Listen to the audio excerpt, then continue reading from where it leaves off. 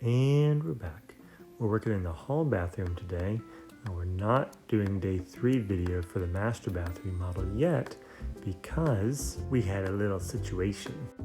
Apparently, when I installed the sink in the hall bathroom, I didn't quite make sure that everything was perfectly snug and tight on the P-trap.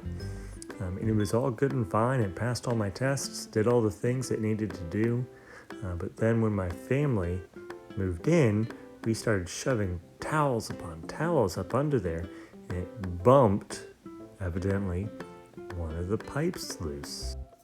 Evidently, one of the tests I'd failed to do was the grab it and shake it as hard as you can test. So anyway, here I am out cutting some wood for a new cabinet with my helper that we will install in the bathroom. Ordinarily, I'm fine putting off a project until a later date and time, but the towels are piling up on the piano and it was looking very unsightly in our house. And with a bunch of guests coming to see our house soon, there is no time to waste. I'm pretty sure I got this project done and painted in about 24 hours. And really, I'm very quite proud of myself for the way this turned out. This is my 3rd time now attempting to make some kind of cabinet, and the other ones have failed miserably. For the kitchen cabinets, I documented pretty well what I did, and how I messed it up miserably, and how I eventually broke down and went to Lowe's. But that's a lot more videos to edit, and I just don't have the time, so I'll get there one day for you guys. That'll be a fun show to watch.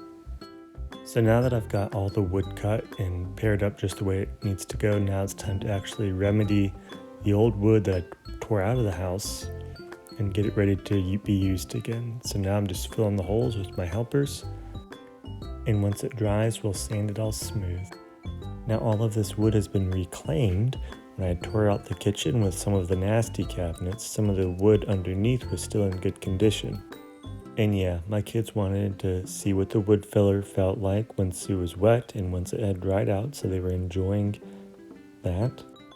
I probably could have gotten this job done in about 12 hours, but I had to take some breaks to be a dad to the new baby and take care of the family as needed.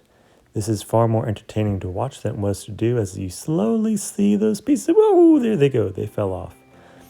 Sanding it all smooth, cleaned up all the rough patches real well. I started with 80 grit to knock down the rough parts, and then went up to 120 grit.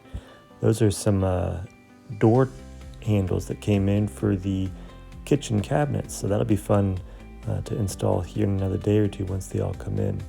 So now we're just going to give the wood a nice wet wash down to get all that dust off that came from the sanding, so that paint will adhere well. It's a nice summer day out, so it will not take long to dry. So now we take it inside, and I use a laser level to make sure that everything is just as level as it should be. And the tricky part came is because I had to attach my laser level to my selfie stick. And so whatever height my camera was at the height that I used for my laser level. And so basically what I did here for the install was I used those long blocks of wood I had ripped down previously as the base for the shelf. And then I was able to put a shelf just right on top of it that I had cut to size. One minor problem I came into was that the wood would crack when I start drilling into it with just a screw. And so I fixed that by pre-drilling holes in the wood. For the most part, that fixed my problem. And now there goes the last one. And now comes the actual boards, making sure that it's mostly centered on the space, and we're just going to pop it in with a brad nailer. And that seems to be holding it fine, so we'll keep going with it. Now those top 3 shelves will be covered with a door cabinet that I'll need to make at some point. That'll be a fun video. And then the bottom shelf there will be open, and my wife wants to add a mirror. So I get to learn how to cut mirrors as well. So now we're just going to add the face plates on and call it quits for the most part. I always enjoy having my kids along so that I can teach them as I go, even if it takes a little bit more time to have them help me or to take the time to teach them. And this piece here was the one piece that I cut to the wrong size, and that's okay. And so I got my measurement, went outside, and I ripped it down to the right size. Always be careful with table saws, they'll chop your fingers off if you ain't careful. And so I cut it down to the right length and gave it a good sanding to get it nice and smooth like the rest of it.